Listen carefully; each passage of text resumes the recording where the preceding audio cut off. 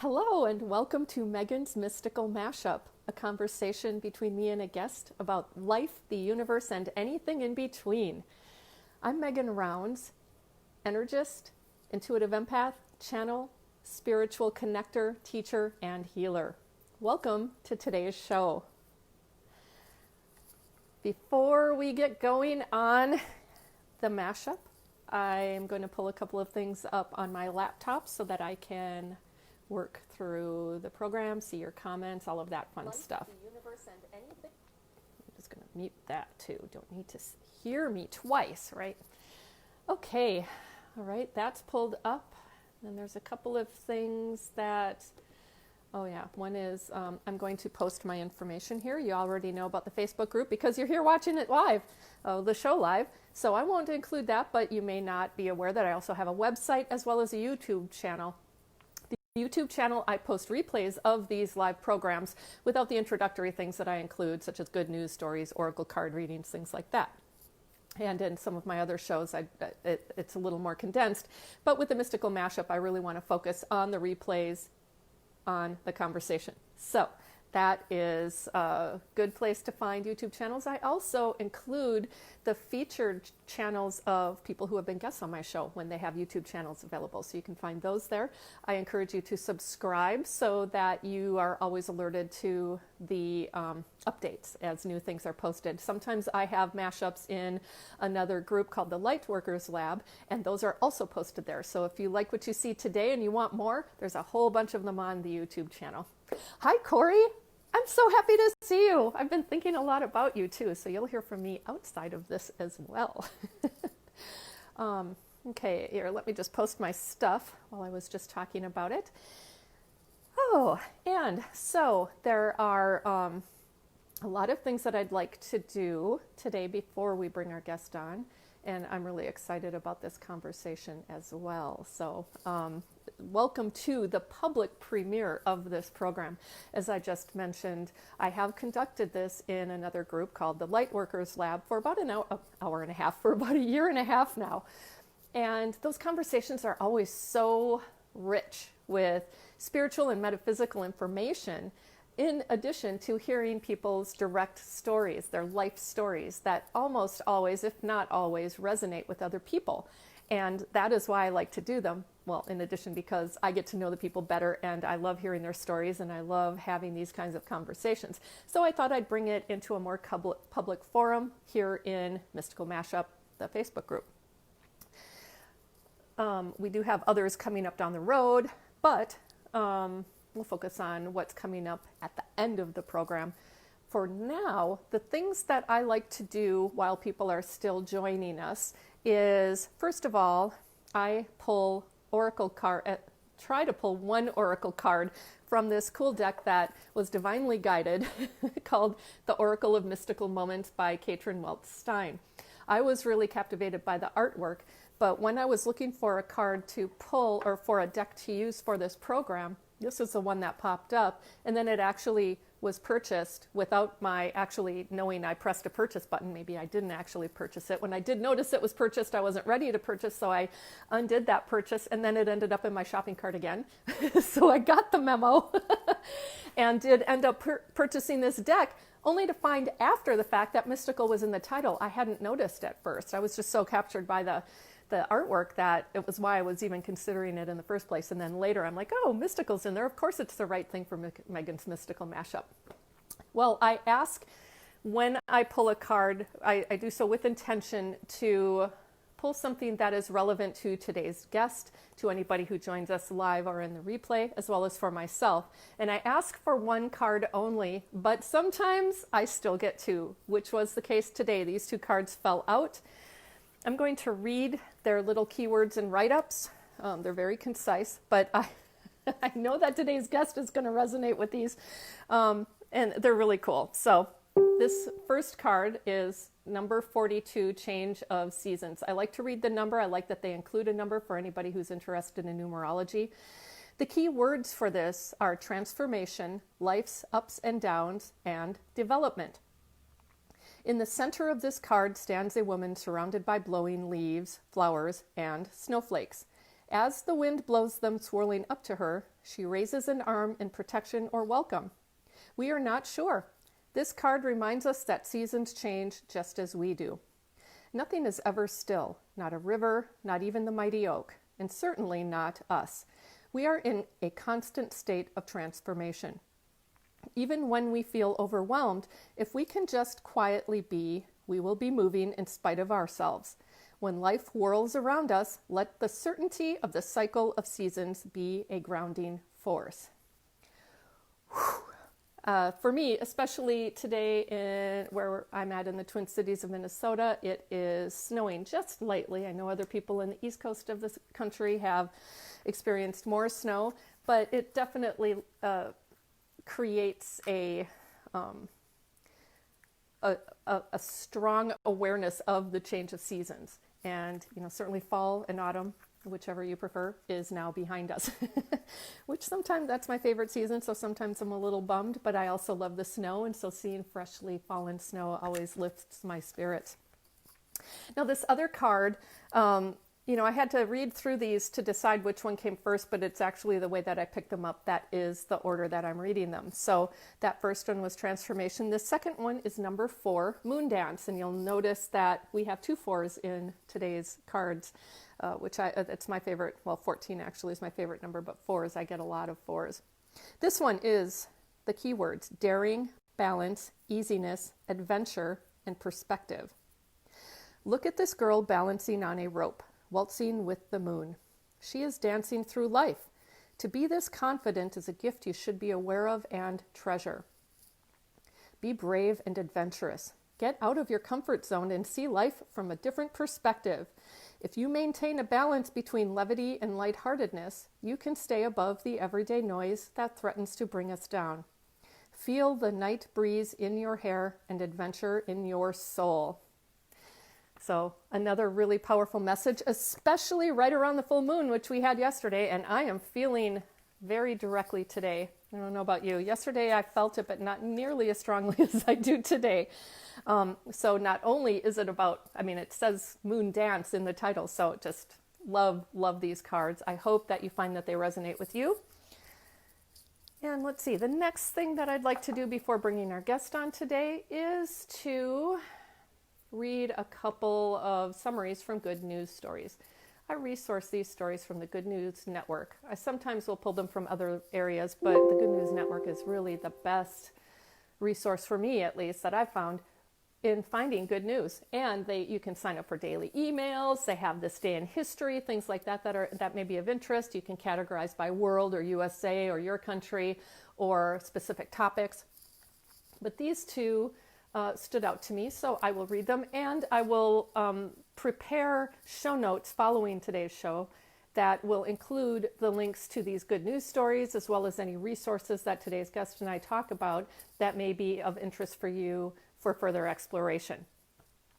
So this story is: beloved 1-ton wizard rock disappears from National Park only to magically reappear 1 week later. A beloved 1-ton boulder known as Wizard Rock went missing from Prescott National Park in Prescott Basin, Arizona, and park rangers and local citizens were surprised by its reappearance in the same location 1 week later on Halloween night. The boulder is a common landmark with distinct stripes and swirls of white quartz, and park rangers are perplexed with how someone could have moved it without being caught. Typically they require permits and things like that, and yet it was moved and also returned. When discovered the boulder was missing, Prescott Park Rangers posted pleas to social media and news outlets and were delighted to find it back in its original spot, yet perplexed with how someone could have moved it twice without notice, so have chalked the strange incident up to magic. I just like to read it because maybe it was magic, right? You never really, nobody saw it. Who lifts a 1-ton rock and then puts it back in its same location without any real evidence of how it got removed and returned? So that's it for that one. And then this other one is somewhat related, but not really. This man climbed Mount Everest in t-shirt and shorts, and he believes most people can. Wim Hof is a Dutch athlete who has endured the most extreme feats of strength and durability, so he could prove that anyone can overcome their physical limitations. In addition to holding over 26 world records, Hoff, who is also known around the world as the Iceman, once led a group of 18 people without any previous mountaineering experience to the summit of Mount Kilimanjaro. The oldest in the group was 65, and some of the novice climbers had conditions such as asthma, Crohn's, and rheumatoid arthritis. After only 4 days of training his climbers, the goal was to reach the nearly 20,000-foot summit in 3 days, wearing nothing but shorts and shoes. They got there in 2. So a day early. Hoff has proven time and again that everything we know about physical limitations is wrong, and that our mind and thoughts have much more capacity to influence the body than we've been led to believe. At the age of 17, as a soul searcher, he felt a deep connection to his soul when sitting in the ice-cold water in his Amsterdam backyard in winter time. Kind of a polar bear plunge kind of guy, I gather from that. Since it made his mind and body feel so good inside, he made these ice baths a regular practice, and from that developed a breathing meditation that allows us to survive in situations or endure extreme impact of not only cold, but also of oxygen deprivation. Like climbing Mount Everest in shorts, or enduring in extreme heat, like running a full marathon without any water or a meter or yard of training. So running a whole marathon without any training, without any water. These are things that he has trained himself and also, I believe, others to do. You can listen to Hoff talk about his experiences or read the transcript here on this link that I'm sharing, and this again will also be included in the show notes. But I just think it's really interesting. I love stories about how we can train our minds to do things that we were I like to say led to believe are not possible, because, you know, they're debunking those myths, and they were myths. They were just, and it's not like they were intentional myths, but they were things that were believed a long time ago, and until something new comes up that tells us, hey, you know what, that isn't actually true, we continue to believe them a lot of times because they continue to be reinforced in our culture and society and things like that. Okay. I'm going to take a nice deep breath. And now why don't we, I'll introduce today's guest and let's get our conversation started. Now, this was primarily written by our guest, and I like to emphasize that because it demonstrates a part of who he is and how he thinks. So, okay, let's do this. Today's guest is a deep and poetic thinker.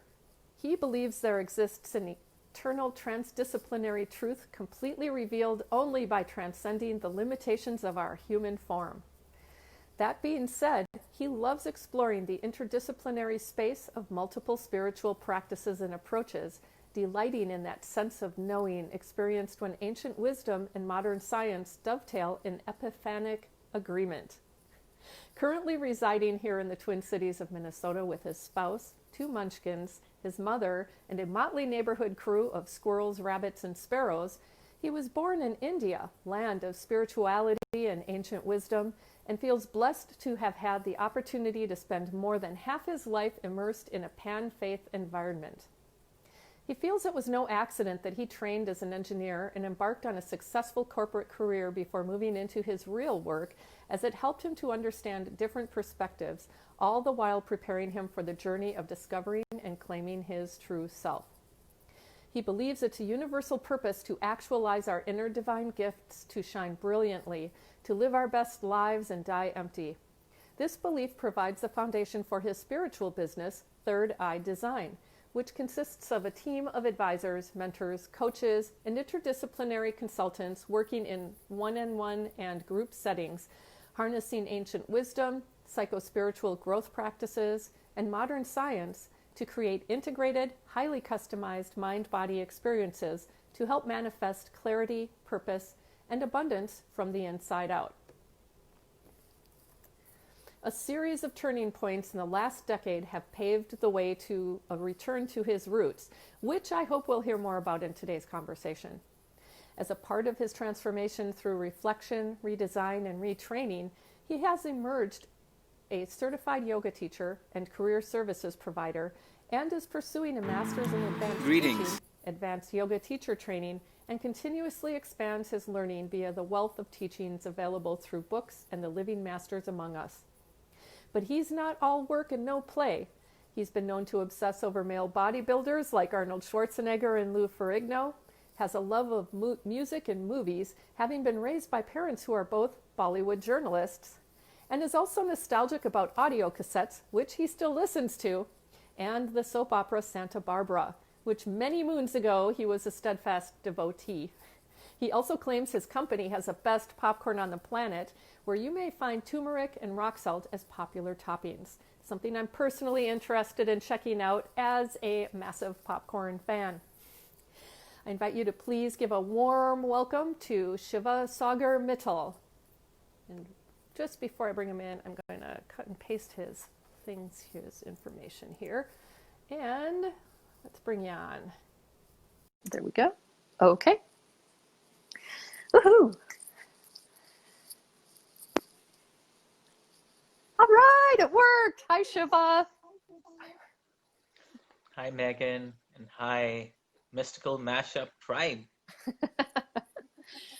Well, thank you for your willingness to be the first ever guest on this public streaming of Mystical Mashup. I really appreciate your willingness to play. No pressure. Hey, Megan, is that a purple cardigan or sweater you have on? It is. Ah, I got the memo. All right. I hadn't noticed those were purple. Very cool. Good. Well, it's a purple kind of day. Well, what I like to do, I like to just cut right to the chase. And so you're coming in here. We talked previously about what this might look like for you, but the big, huge question that I like to start off with is, well, it's not even a question, it's a request, to tell us about your spiritual journey. And you can start anywhere within that journey that you like and include anything you like. But if there are certain resources or people who have influenced you, feel free to include those too. And you can talk as much as you want. Lovely. Well, thanks again for having me here, Megan. I gotta say you're doing an amazing job, just bringing community together. Thank you. And also inspiring people, including myself, hugely to how to up my own game on so many different fronts. Good. So that's the power of community, helping each other and lifting each other up. Big time. So namaste, everyone. To answer Megan's question, I reflected on my spiritual journey not too long back, as Megan mentioned in my intro, that I was born in India, and that's kind of where my spiritual roots were set. And the one singular influence early on in my childhood was actually my maternal grandmother. And her name was Shakti, which, you know, has quite a powerful connotation in ancient Vedic philosophy, and just simply means power in a sort of beneficial sense. So she was actually, now that I've, delved more into the knowledge of yoga and some of the history of it, she was following one of the branches of yoga called Bhakti Yoga, which is the yoga of devotion. So I grew up in I actually spent probably the first 7 or 8 years of my life in her home. We kind of lived as a joint family. So my parents were also there. And so I was living with my grandparents, both of them, maternal grandparents again. 2 uncles who were unmarried at the time, and my dad, my mom, and myself. I'm an only child. And of course, there were some motley squirrels and parrots and some other creatures as well around us. But Grandma Shakti was a chanter. I clearly remember, her pouring that first mug of water on herself. I didn't see her, of course, but I could hear her saying this loud, strident Om as she kind of poured that first mug of water, and probably a few more mugs after that. I would I was surrounded by car trips where she would be singing kirtans or bhajans, which is devotional hymns, some Sanskrit based, some Hindi based, which is the national language of India. And kind of that was sort of the rhythm that I was exposed to really early on. So that was And really normal. yeah, that was really normal. And I understand it probably wasn't normal for even other Indians per se, because India pre the British colonization and during and post are like almost very different animals. Mm. They're vestiges of the past, but they're different futures that it's been embracing. And it's always been in a lot of transition. So this, I think, this whole aspect of devotion, of acknowledging the divine all around us, whether it was the garden in our home, she loved plants, Um, I was so used to green around me that when I stayed in California, especially in Southern California for about a year or two, and it would get really dry and brown, it almost felt like I was, parched. Mm. I was like longing for that. And I think that green has just sort of transformed into something that I crave for if I don't get it. So I'm not too excited about the long winter that lies ahead. So, Megan, we got to stick this out together, okay? I'm thinking, let's just And manifest an early spring, unlike last right. year. Goodness. So yeah, I think she was probably single-handedly the biggest influence in me growing up. She exposed me to teachings of some saints that she followed, which were not religious. They were just more about ethics, morals, and how to live a good, fulfilling life. Um, and kind of coming back to maybe the yoga piece of this, a key, like almost the cornerstone of yoga is nonviolence. And that is um, the cool thing about nonviolence is, I mean, like my first reaction to nonviolence when I hear it, it's like, okay, you won't harm anyone physically, but really the violence can begin in the mind, and it does. Mm-hmm. So yoga really tries to create this environment where those non-violent thoughts are the only things that are permitted to enter your mind, and you don't have a violent thought toward another being, toward yourself, or toward the planet, um, you know, get its hold on you. Wow. Well, I mean, and so that whole idea of nonviolence, certainly in the American culture, at least by my experiences, are about the actions and not so much about the thoughts. And so for you, I mean, it sounds to me like you are already introduced to how to prevent those thoughts from occurring in the first place, maybe. Whereas here, um, it may be more like, how do you stop them from happening? Would you say that's the case, or is it different? No, I think that's one way to look at it for sure. Um, Another thing, I think, just in terms kind of returning to the spirituality piece of this, Mm-hmm. so she sort of introduced me to the path she was on, which is kind of this path of devotion, like I said. Um, the other thing was that I noticed in her home, and which carried on to my own home when I was living with my parents. We moved out, when I was 7 or 8 to our own place. And but her home was sort of almost like a community space, Mm-hmm. which is not, really out of the ordinary for a lot of Indian homes. You kind of have people show up unannounced, and that is expected that they show up unannounced. And folks like the mailman or, the laundry guy or something like that, I mean, they'll come in and you'll kind of chit chat with them. Everyone will kind of know about each other's family and kind of what's going on. So her home was like a little extreme in that sense because we always had people. And I always was exposed to a variety of ages, different people, different backgrounds. Some were highly, highly educated PhDs. Some were sort of more on the mystical side of things. Some were, government employees. Some were just, old, long-standing family friends. Some of the creative types as well. And then, like I said, my uncles were there, so they had their friends pop over. My parents had theirs. So it was like, just by virtue of having all those bodies in one place, I think also attracted like a crowd of people. So I was always very comfortable in a very diverse sort of group. Sure. And and that's where I think, when I reflect back on why I feel differently when things sort of get a little monolithic, is sort of that childhood experience I had, that I'm so used to. Hey, where's my rainbow? I'm missing orange, or where's magenta? I kind of again feel back to the parched sort of theme here. I kind of Yeah. feel parched. It's like a part of me is not being nourished when I'm not surrounded in that culture.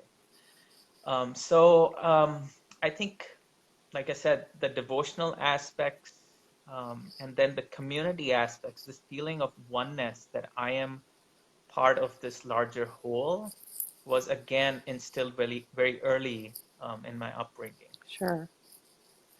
I mean, I have some questions for you, but I don't want to interrupt the flow of where you're going. So I can table those if you want to continue, or if you want a little break, I can ask the questions. You can decide. I don't have any problem talking, Megan. So unless Good. I've got a bad throat or something. Um, so yeah, I think the third thing is, um, the place I grew up in. Again, when we moved away from grandma, we were still in the same city, actually in the same vicinity, because we were just barely, probably a mile away from each other at that point. But this city was sort of a unique experience too, which is why when I piece these things together, it's like it's no accident, that these things are so consistently showing up in my life in a certain way. Sure. And this city was actually quite like Minneapolis, for those that have had the chance to, visit the place.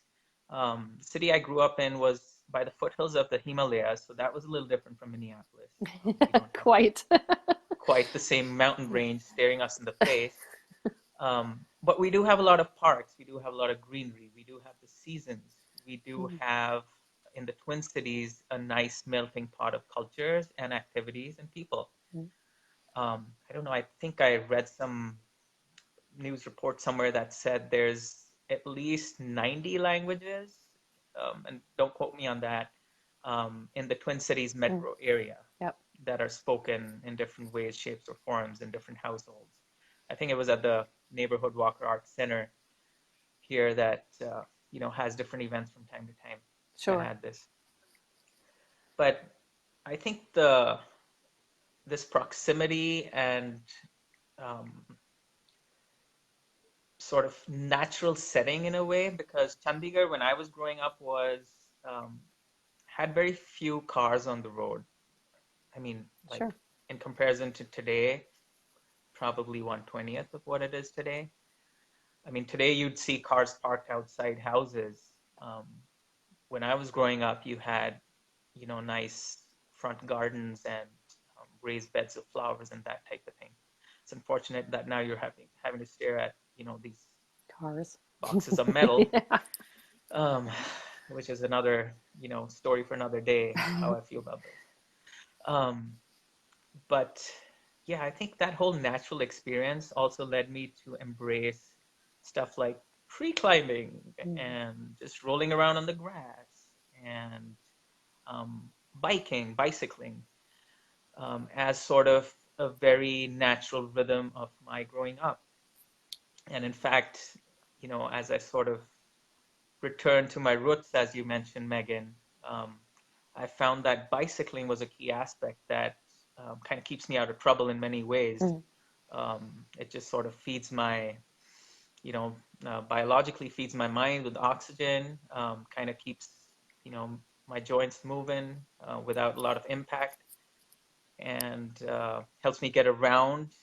And even like kind of back to my little pain point with vehicles and emissions and that type of thing. It's like the other day I was just thinking that whenever I drive a car, I'm basically being violent to the planet.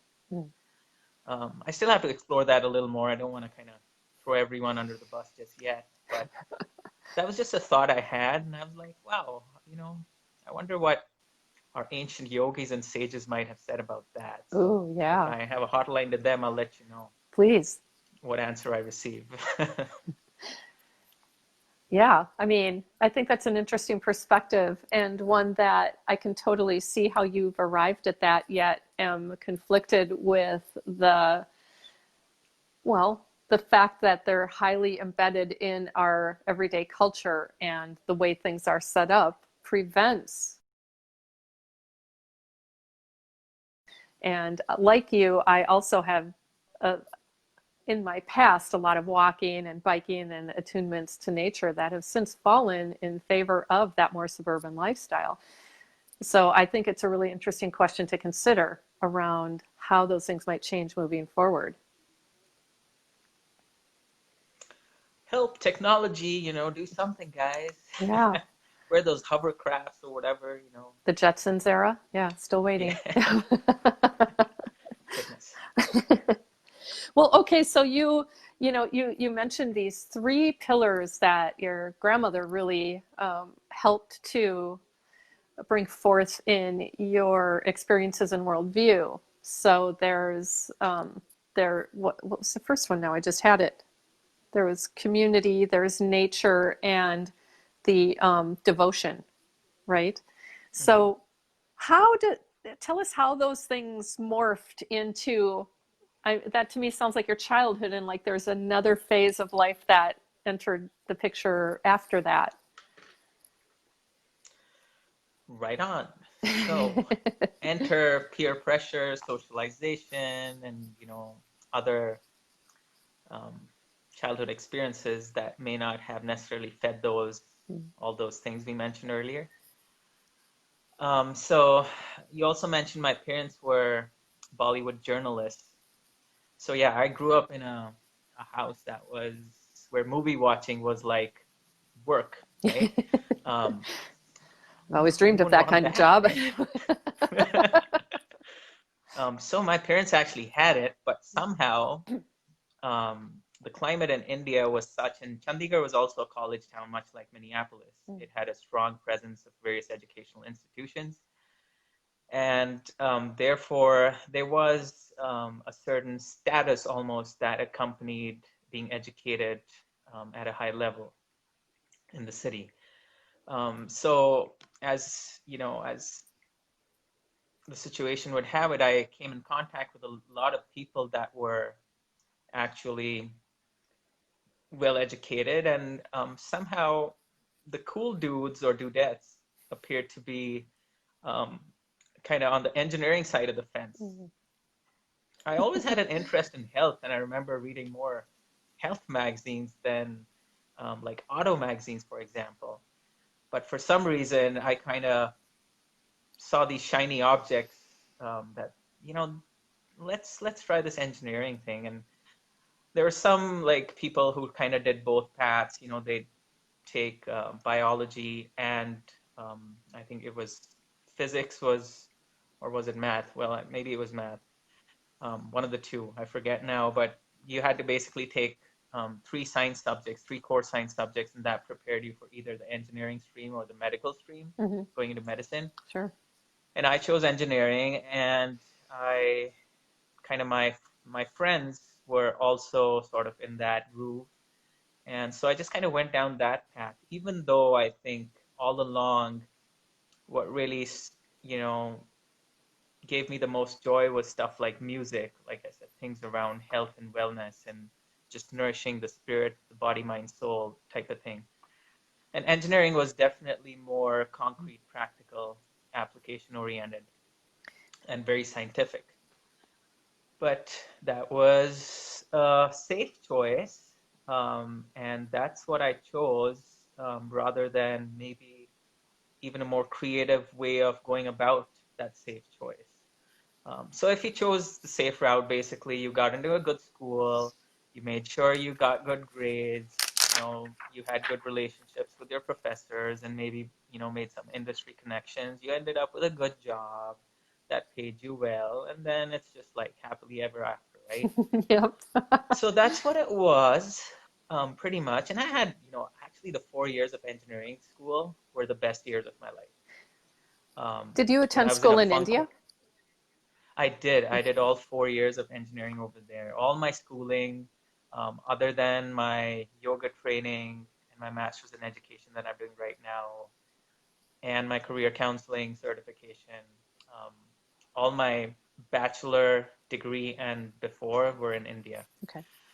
Um, so yeah, I think um, I'd signed up with a coach, when I was going through a rough period after I'd lost a long-standing job of mine. And one of the questions she asked that really, I think is a question that really helps, you know, one to reflect on is she said, Shiva, tell me about or think about a peak experience in your life. Because she kind of knew I was in not the best place, I think. And now she was like, think about what it was like when you were in a place where things were just awesome. And when I thought about that place, it was just like, boom, four Yeah. years of college, because I was studying well, I was getting good grades, I was in scholarship, I was writing a music column, a weekly music column, Hmm. and getting free cassette tapes from like the music companies because I would write reviews and stuff. Cool. Um, and I was like doing stuff on the side, like performing music, singing, and things of that nature. So it was a very full life, and like I said, I was surrounded by love and community. And the only thing missing was a steady girlfriend.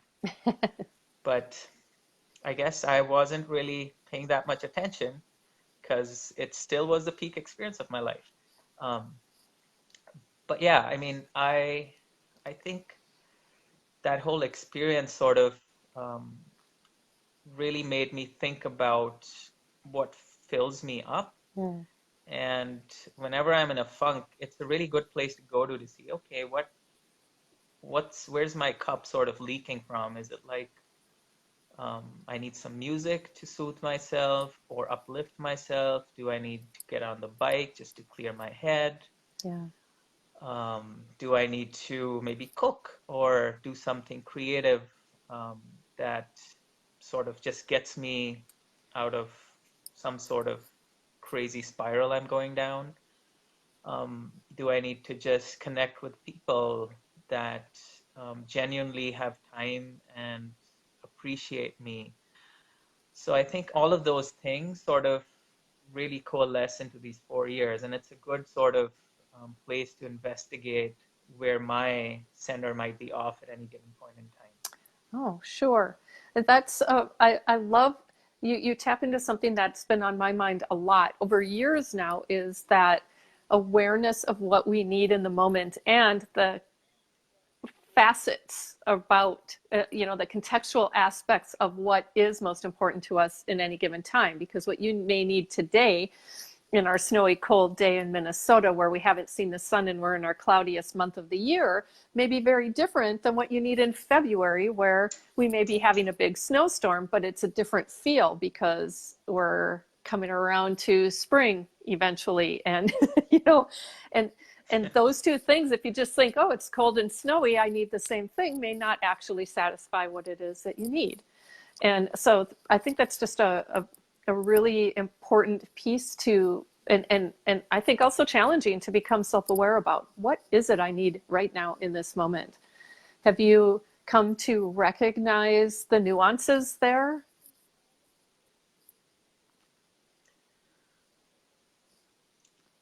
Well, you may not have, I and that's think okay too. yeah, no, I think it's pretty obvious for me. I mean, um, it's basically my energy level Hmm. and the sort of the quality of thoughts that I'm thinking. If I just pause for a Mm. moment and think about what my energy level is, and again, this is not just physical, it's sort of where my mind is at, how full my heart is, and whether I'm connected or disconnected with my spiritual self, which I find Mm. is really easy to do, to disconnect with your spirit. Yep. Because your emotions tend to come up, whether they're whether it's anger or sadness or, anything in between and outside. The physical stuff also kind of, I've got a pain in my back, or, I'm feeling itchy, whatever it might be. Those are very sensory, and they almost, for me, are more in your face. But you almost have to pause, and I mean, that's why people meditate, right? To connect with your spiritual self. It's like you have to shut all of this noise out, get comfortable physically, calm down emotionally, get into that space where you can peel back the layers to your spirit. I think that's the one where I'm most aware of I need practice. And if I don't practice, I basically become rusty. And if I become rusty, then I'm like, I basically lost touch with my spirit. And kind of circling back to your question about, well, that was your childhood. So I think the second phase of my life was basically this, the student phase as an engineer, and getting my first job, where I was also really learning, because you're kind of learning the ways of the world.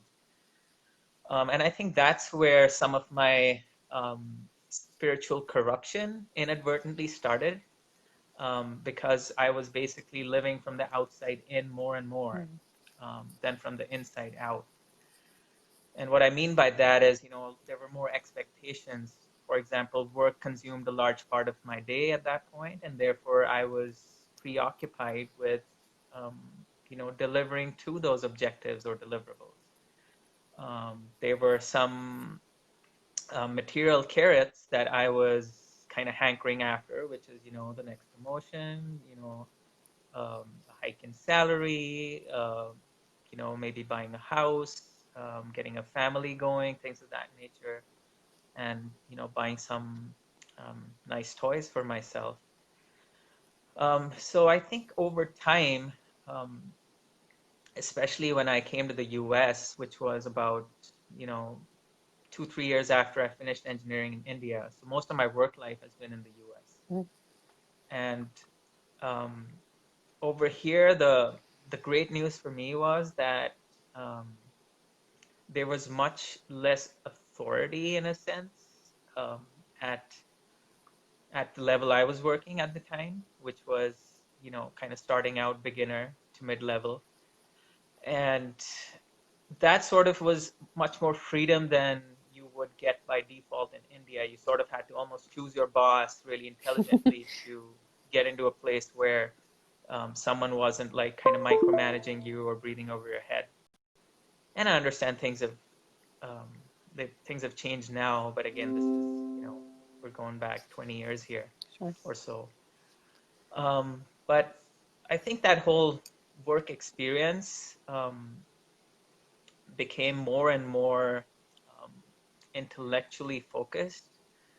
And as I kind of rose, through different organizations, got more responsibility, went from an individual contributor to being a manager of people, and having an impact on, the bottom line of things. Money became a big deal that, I had to sort of own and be accountable for. And at one point, I started to question how I was going about that. So money in itself is not the evil. I think it is sort of the power that, it can start to wield. When basically you go from a love based attitude to a fear based attitude of, what if I lose market to X competitor? I must do this so I don't lose market, versus kind of that abundance mindset of, there's unlimited innovation and creativity in the world, and here's my options, and here's what I'm going to do for X amount of time, make sure the lights stay on, but this could be the next big disruption. And if it is, then we're going to be not like one step above, but we're going to be like leaps above where we are. So I started to question that whole mindset of, let's not lose our share of the pie that I was increasingly getting accountable for as I was responsible for, larger budgets and finances and that sort of thing. And I think over time that basically led me to reflect on the fact that, well, this is not Shiva, this is someone else's goal. This is not Shiva's goal. And if I didn't identify with that, I didn't feel like my talents were being used to the right extent because I was doing something that I didn't really believe in as much as I, needed to Sure. for them to be fully utilized. So I think the corporate piece of life was a great start, lots of learning, lots of expansion, then sort of a steady state, um, and then kind of it's time to go to the next level, the next step for me. And some people, they continue all their lives. I have family members that have done it all their lives and don't feel any different from maybe the first day they started. But that wasn't the case for me. Sure. And over time, it became increasingly so that I had to do something about it. And in fact, the universe stepped in and basically I survived a bunch of layoffs at this company I was working for 12 years. But then when I was at the worst point in my spiritual suffocation, I got laid off.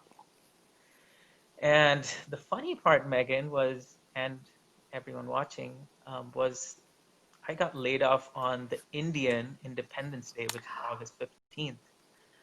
And I was like, what are the chances, dude? I mean, 365, 1/4 days in a year, and this is the day they picked for the pink slip.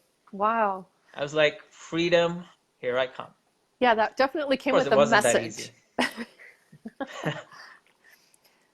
Well, and I love that you put that the universe stepped in. I mean, I was going to ask if this was a choice, and maybe do you feel unconsciously you were totally ready for that to happen? Or how did you receive it when you got your pink slip? Well, honestly, I was, like I said, spiritually burnt out at that point. So Yeah. I was not in a good place. Mm. As far as my spirit went, I was disconnected. I was physically exhausted.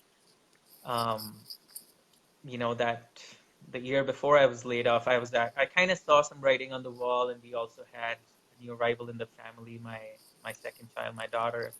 So there was a little pressure around, just keeping the home fires running. I was the single earner in the house. My spouse had, God bless her, taken a sabbatical from her career just to make sure the kids got off to a strong start in their early years. So she was a full-time homemaker. So there was some pressure, partly self-created, partly true, of where's the money going to come from, for the mortgage, for my daughter's. She had some medical challenges in her first year, and for her medical bills, things of that nature.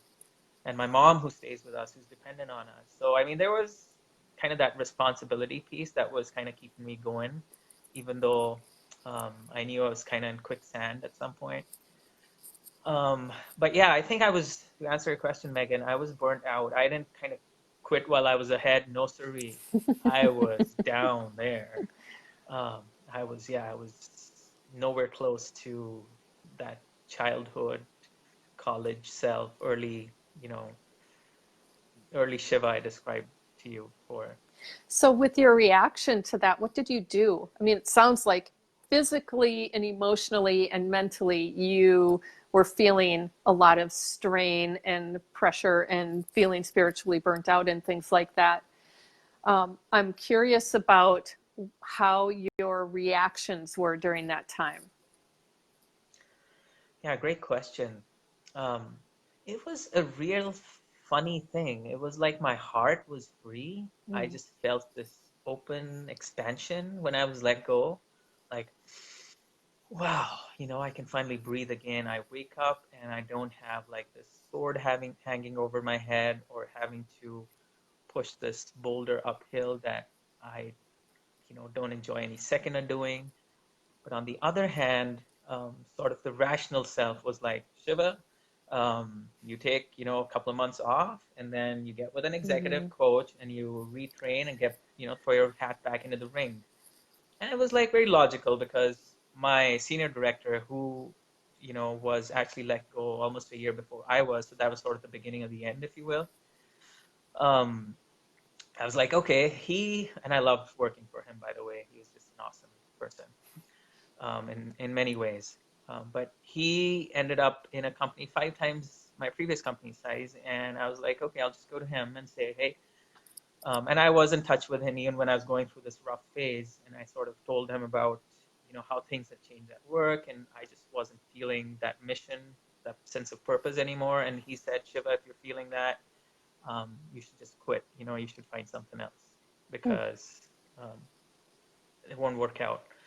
But of course, Shiva had his rose-tinted glasses on. He was kind of going down. He was like, "Yeah, if I just do, you know, this, you know, kind of um, check the boxes, dot my I's and stuff, it'll all work out. It's just a temporary phase thing." And I mean, I'd been there for, you know, 11 years at that point, and I was like, "This is not how things work here. This is a good place." Mm-hmm. Um, well, it wasn't a good place for me at that time, which I later realized. So yeah, I mean, it was just this funny conflict between the mind saying, get back into the game, you know, put your game face on, with the heart saying, no, you know, you've got some healing to do, you've got some discovery to do, you've lost touch with a number of like really deep traits that you Mm-hmm. have, and you need to reconnect with those. Um, and so yeah, it was really strange, Megan, because I was like really anal about getting like this crazy resume in. I was like, you know, I'll throw my hat in the ring for a VP position, and this is how my resume is going to look like. And you know, I've got all of these accomplishments I can that will kind of take me through. And I got like 98% through finishing the resume, but I couldn't mail one single one out. Ooh. I couldn't share one single resume with people that said, Shiva, we've got position open, just throw your name in the hat and for sure you'll end up in a good place. Somehow I just couldn't. It was just like, you know, someone was pulling my hand back, and that someone was my spirit Mm-hmm. saying, you ain't going there. You've done that. Now, you know, get back creative again. You know, don't take the easy way out. Don't take the way of fear, take the way of love. You know, learn to love yourself again for who you are deep within, and then see where that takes you. So then I kind of understood it, and again, the universe stepped in.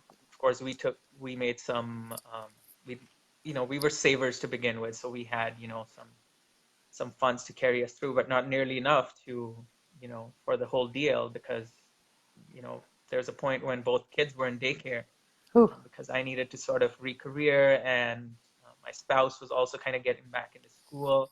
She'd actually never worked in the U.S. because it was a second marriage for both of us. And so we had kids late, and when she got to the US, we kind of got busy with the family thing. Um, and so she never had a chance to work in the US. Mm-hmm. And so she figured that she wouldn't be able to really, after doing her research, that being an English literature professor at a good university is probably not the easiest path to get back on for her. That's what she was doing in India. So she was also sort of exploring some different career options. Again, for her, it Mm-hmm. was a little different um, take on things, because she was doing it more from a getting back, returning to the workforce perspective.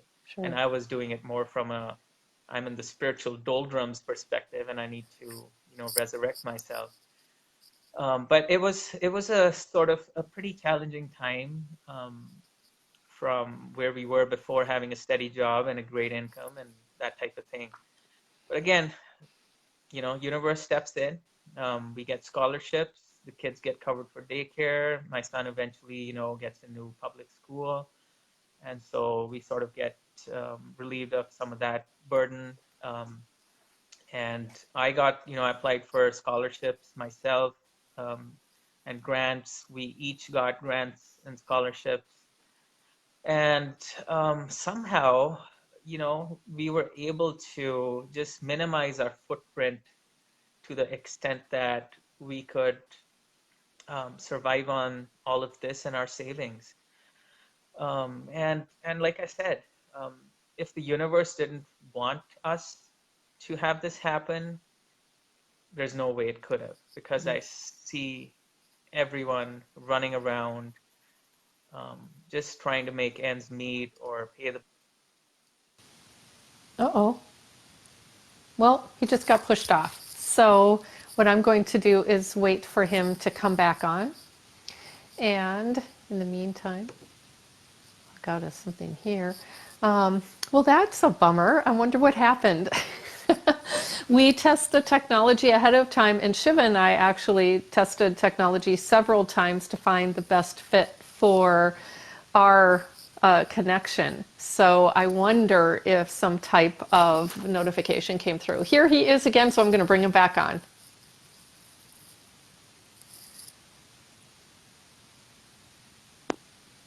There Hello. you are. Hi. I'm not sure what happened.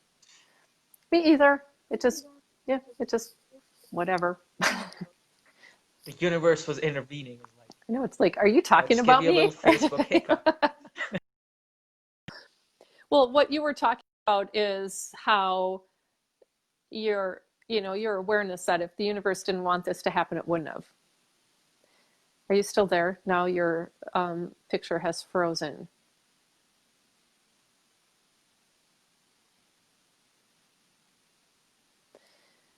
Well, I don't know what happened. So it looks like we've lost him again. He hasn't been kicked off, but in looking at the replay, it looks like there is a big.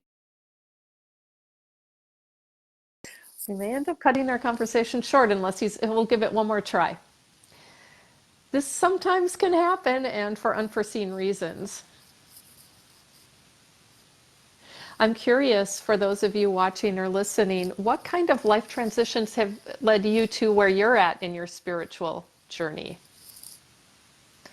I have many of my own, and it's amazing in reflection what that meant, and didn't know it at the time. Hello again. Again, I think it's my app probably crashed or something for some reason. Sure, it happens. At least this time it did. I'm not sure about the last time. Yeah. Well, that's all right. But let's see if we can pick up where we left off, and hope that the connection stays strong for the rest of our time together. Yes, exactly. Anybody watching, send lots of energetic intention for a smooth transmission. So you were talking about how the universe, you believe that the universe meant for these changes to happen because of the things that came into your life for both you and your spouse around money and the things that typically lead to fear-based knee-jerk reactions. It sounds like you really felt supported by the universe as you maybe took hold of your new-ish lifestyle that you still didn't really know what it was yet, I think. For sure, Megan. Yeah, I think the other thing was that I was just, or we were, we kind of discussed this, and we were just open to this new sort of take on life. And again, I couldn't have done this without the support of the other beings in the house, because that's really not how we were operating until that happened.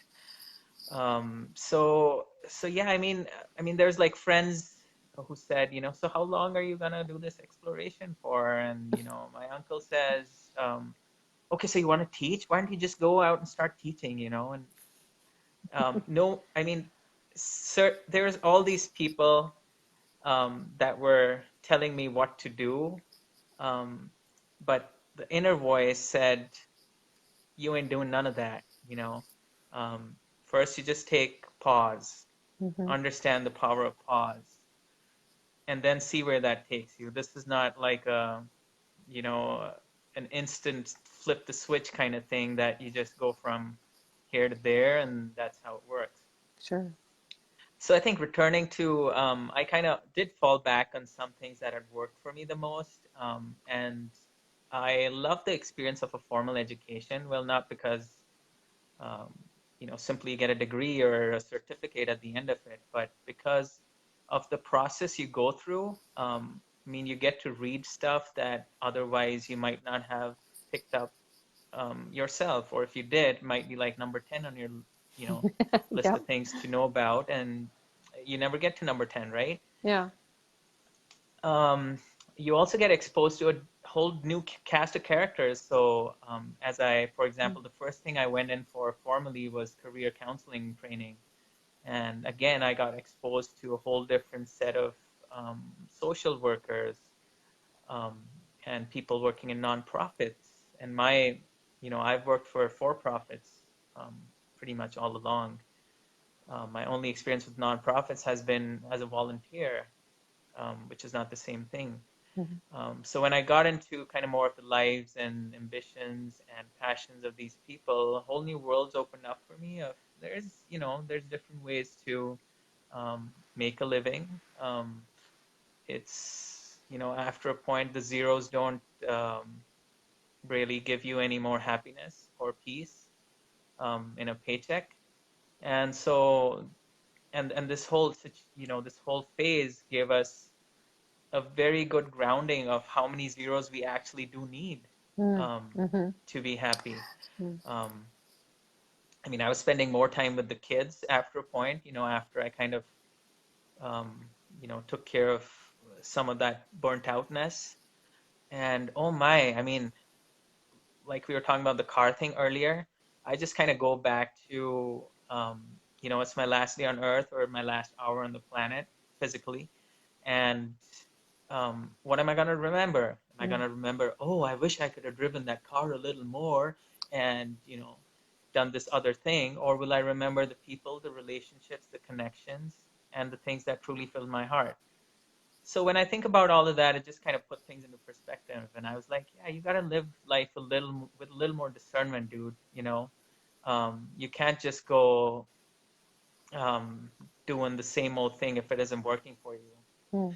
Yeah. So yeah, career counseling was a great experience. Got me back into a good routine.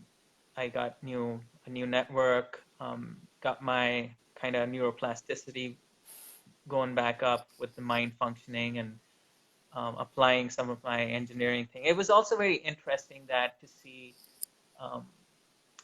kind of how my background didn't necessarily branch, wasn't really found in certain places. So like social work and nonprofits, Whole didn't other really have world. like this engineering mindset there or corporate mindset. It was just like, oh wow, so I am the odd one out here, and that was sort of even more revelatory because I was able to hone in further of what was it that I uniquely bring to the world, and how can that serve others.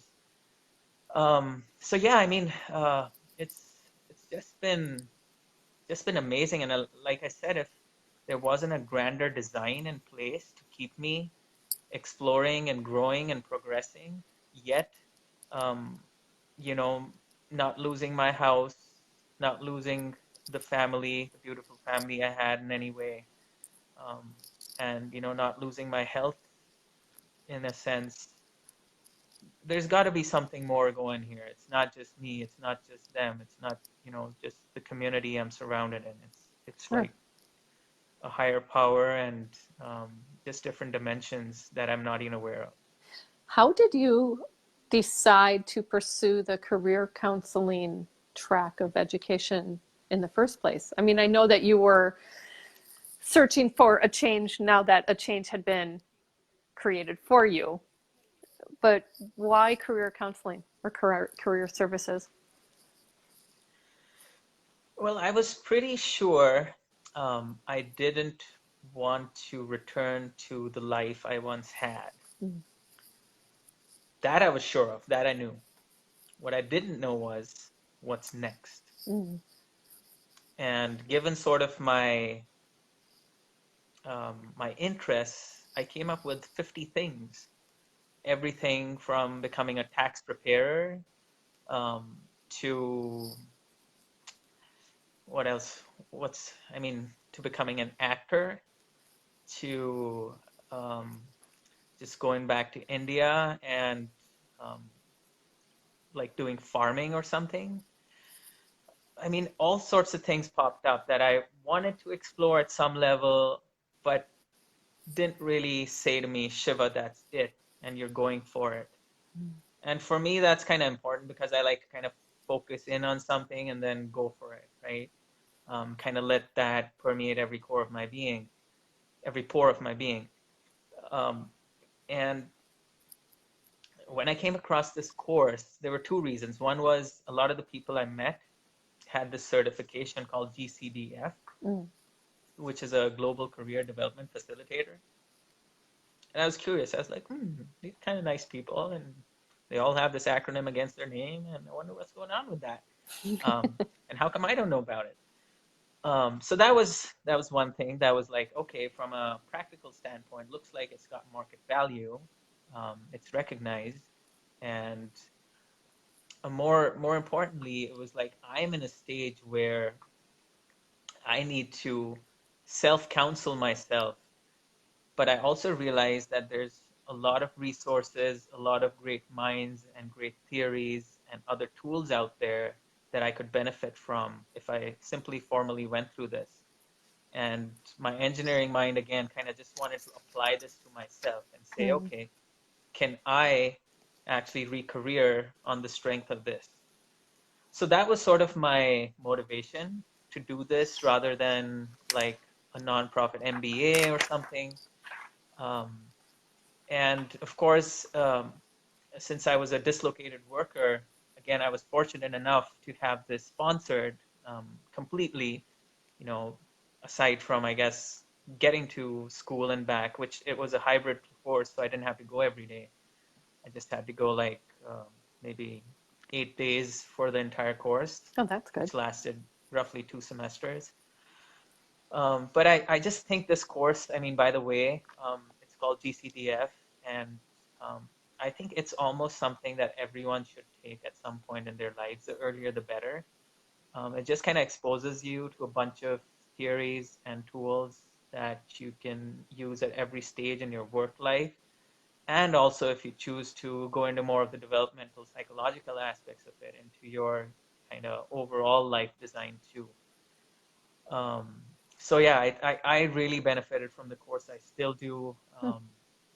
And yeah, that was sort of the first step. And as I applied some of those tools to myself, it was easy to kind of whittle away the not so important things and the shiny objects from the real core that was, that was driving me. Sure. So with the 50 things that you had listed as potential avenues to pursue, did you actually go through and dig into all 50 of those with, full heart, or did you land on something before the end of that really, got you inspired? Well, I kind of did, so I was a little sneaky, right? I'm, I was like, I gotta have this pie, it's, how can I let go of stuff? So I was like, let's get creative here. So for example, I like music, I like yoga, I like teaching, I like healing, connecting, serving people, right? How does all of this come together? So one of the things was, okay, what if I design a retreat, for example? And a retreat would be around the healing power of music and yoga in combination. And I can also be free to design that if I become an entrepreneur and start up my own business. So in a sense, I try to pick out like the stuff I really didn't want to let go of. And I designed some of my own tools too. I mean, the simplest tools, kind of the concept of those was basically there's stuff that you can spend endless hours doing and feel like you can, do it all day and night. And there's stuff that you just kind of cringe at the thought of doing. And there's everything in between. And my idea was to maximize stuff that I really enjoy doing. The second challenge was what I enjoy would actually help me sustain myself and my family. So sort of when I put it through that second filter, I started to come up with sort of these combinations of things that I started trying out. And third eye, sort of this life design business I have, encompasses all of that. So instead of going into specifically the career counseling niche, I kind of went into the life design niche, which I kind of differentiate from life coaching. Because for me, coaching is someone who's an expert telling me what to do. And just being sort of in the spirit of being totally grounded and kind of full disclosure, I don't think anyone's an expert, right? In the true sense of the word. I mean, the more you learn, the more you know there is to learn, right? So anyone who kind of says they're an expert, I sort of have a different connotation of that word. Skill, however, is a different thing. You can be very skilled at something, and that kind of comes with practice. But for me, expert means, kind of, you know it all, right? So if that's your connotation of the word, then, there can't be an expert in the world, because you can't ever know it all, even on one dimension, let alone multiple dimensions and, multiple planes. It just seems to But me anyway, I'm kind of going out. if you're an expert, it would have to be of yourself. And That's an excellent way to look at it. Yeah. And that coaches, I have a slightly different view of coaching in that I don't think that they're necessarily designed to tell other people what to do, although many of them do. But they're more as guides to help people discover those aspects of themselves that they're not able to see. But what I really like about the way that life design is a creative, expansive process. And I think that really taps into a lot of the things that you were talking about that you love to do, and I was just going to point out the mashup part that of your of your thing where you're saying, hey, music and yoga, that'd be really cool. And what a retreat and, a career services. And how do we do all of these different things in a different way?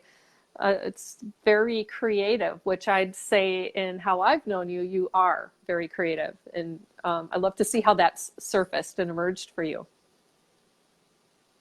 Yeah, thanks, Megan, for sharing that. See, that's what's so great to not be talking all the time.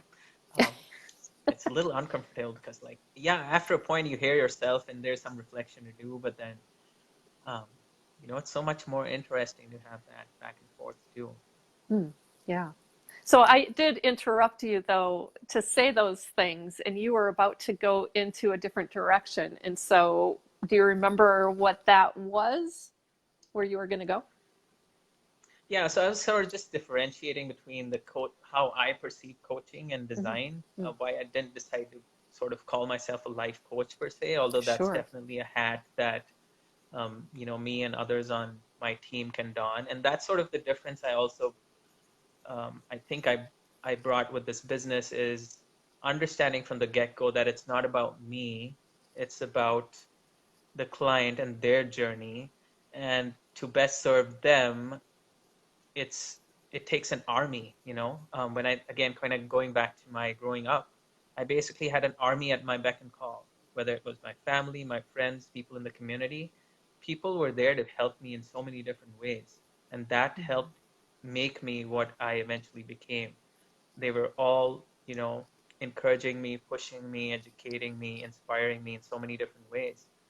And when I look at it's kind of the lifestyle a lot of us have today, including myself at one point, I was getting more and more distance from the community aspects of this collective, collaborative aspect, kind of the power of many, and just sort of, every man, every woman for, themselves. And which is sort of good to a certain level, but for me, it just sort of took me away from that abundance mindset. It took me away from that connectedness.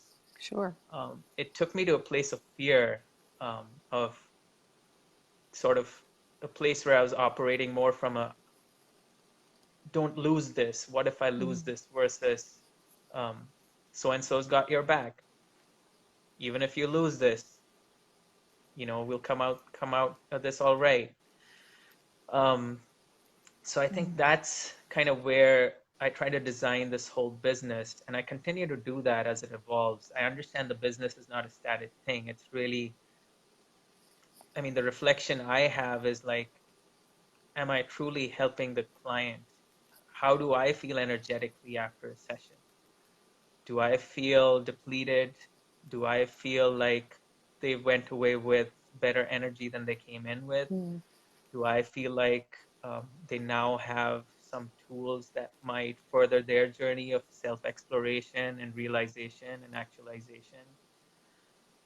So that's why I was like, let's have sort of this community-centered approach, which is why there's this community of people that I rely on, kind of not unlike what you're doing, Megan, in a sense, where you're bringing together these similar-minded, similarly oriented people to just build this collective energetic quality that is ever expanding and affecting the world around them in positive ways. That's, kind of as simple as it gets.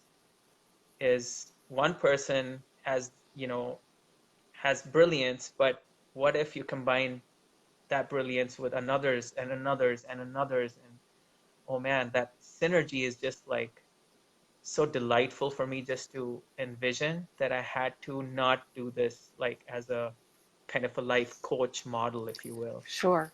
So that's what I was trying to, and I Ooh. wanted to bring in the design aspect, which is um, sort of underscore the intentionality of of what is being embarked on, whether it's in one's career, one's relationships, one's health, one's money situation, or all of the above, or any combination thereof. And because they all intersect, and one has an effect on the other. Mm-hmm. I mean, if you don't have a healthy body, you can't really expect to maybe do the best at work, right? And if you don't have a good emotional sense, then you probably can't be as effective as in your relationships as you would if you were. So that's why I was like, let's sort of bring this paradigm um, and see how that goes. And if the universe is supporting me, I'll just let that be the guide. Sure. I'm not gonna let some person-made idea of, if you're not turning up on the first page of Google, you're a failure. Oh, that is Do your such. search engine optimization or else perish in the internet dust. Sure. I was like, and I'm a techie, so it was like, again, the same old battle, right? Techie, hard always wins, right? And that was like the most empowering thing for me, is like, this guy knows better. We'll deal with you when we need to, but if we don't, then I've got universe. Okay. Yeah. Well, I love how there are so many parallels between what I've heard in your journey and my own, and I'm not going to go into mine, but other than to say, it almost seems like there are some major life transitions. There's a reconnection with the past. There's a recognition of the value of community as well as spiritual and source energy. And that all of those things, at least for me, had to become really apparent before I could accept a change in lifestyle that is spiritual in nature, instead of following those outward expectations that others had, whether overtly or covertly set. Like I felt I was supposed to go and do these things in school and in work and in life. And then it took all of these different factors to finally get to the point where it's like, I make these choices. It's my intention based on the guidance I receive from the universe that really matters and now can prevail. Mm-hmm. But even 10 years ago, or even maybe 3 years ago, wasn't there. And I love that. Time flies. Yeah. When you're How not having fun too. definitely. But it doesn't feel like it in the moment, does it? No. Well, so we have about 10 minutes left. Is there anything else you'd like to tap into around your journey that you think is or that you feel is important to share? I think maybe I'll just share a few takeaways of what really helped me in terms of kind of tools and just some kind of guiding principles. One is just kind of the awareness that we always have a choice, not in what happens to us, but how we react to it. Mm. We always have a choice. And our default reaction may not be the reaction that serves us the best. So for me, reflection and pause have really helped me open new doors to what seemed like kind of end of the world situations, whether it was kind of losing my father, or whether it was the failure of my first marriage, or being let go from my job, which was probably my biggest failure, from a career point of view. So when you sort of look at things from different perspectives, and it's just amazing how many perspectives there can be. And if one runs out of perspectives, just talk to people you trust and know, that you feel safe with, and they might spark something that helps you. So don't be alone. That's the other kind of lesson I learned, is ask for help. Asking for help is not a crime. It's not putting a burden on the other person. In fact, many times people are itching to help, in a sense, and when they're not able to give, they're actually stifled. So it's like a two-way street. You're basically just someone's got to extend the hand, shake the other hand, right? If both people keep thinking about who's going to go first, then handshake's never going to happen. Right. So think about it that way. The other thing is kind of just that fear versus love mentality. All actions, all thoughts, I think, originate in one of these two emotions at the core of it. And when I find myself taking actions driven by love, those are way more strategic, those are way more meaningful and fulfilling than the ones taken from fear. The fear ones don't last as long, they're definitely not fulfilling, and they kind of keep you in that place of shadow longer than, one should, I guess. Sure. And then one more thing is also sort of, is a quote a colleague of mine had given to me, was kind of goes like,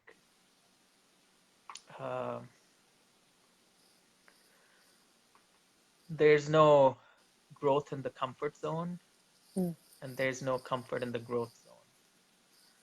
So kind of again, back to the what opportunity does adversity have for me? When you kind of ask yourself those questions, I think for me at least, I was able to turn on that creative mindset, get into a place of expansion rather than contraction. Everything's closing in. Oh my gosh. Yeah. The well is drying up. An expansion of, wow, it's actually limitless. The problem is of choice, right? And not everyone needs to put 50 things down on paper. I think I could have saved some time if I put down 25 to begin with, but I did the 50, but yeah, whatever. Didn't do 100, at least there's that. Right.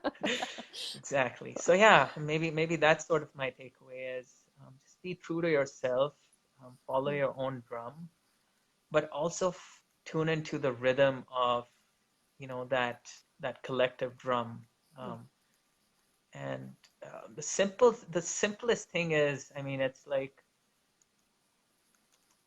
what do you get positive energy from, and what depletes you, and what's neutral?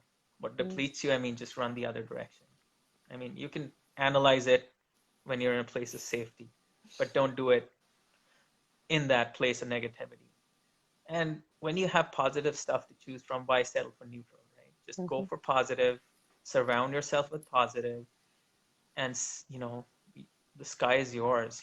I just think that basic thing is all one needs to be nurturing oneself holistically.